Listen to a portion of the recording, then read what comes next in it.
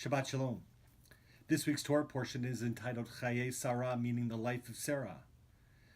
It's seemingly ironic, since the very first verse of the Torah describes Sarah's death at the age of 127.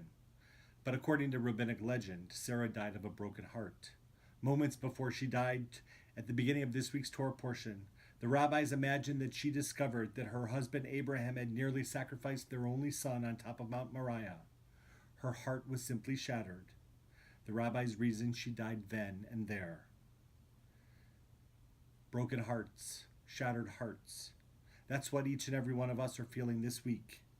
After we found out that 11 individuals who went to Tree of Life Synagogue in Squirrel Hill, Pittsburgh, Pennsylvania last Shabbat were gunned down in cold blood, the worst act of anti-Semitism experienced in the history of our country. So this week, we remember. This week, we make the promise to never forget. We remember Jerry Rabinowitz, Cecil Rosenthal, David Rosenthal, Rose Mallinger, Bernice Simon, Sylvan Simon, Daniel Stein, Joyce Feinberg, Richard Gottfried, Melvin Wax, Irving Younger.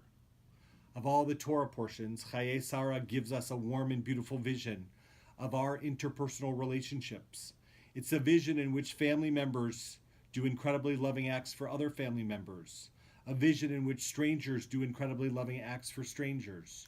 You can't read this Torah portion without feeling inspired by the goodness in some people's hearts. You can't read this Torah portion without asking yourself, when was the last time I did something incredibly loving for someone else? So in honor of the 11 who died in Pittsburgh, we hope that you will try to do an incredibly loving gesture for someone else this Shabbat. We hope that you'll come to services at 6:30 on Friday night, to our candlelight vigil on Thursday at 6 p.m. May the memories of these really good people truly be a blessing. Shabbat Shalom.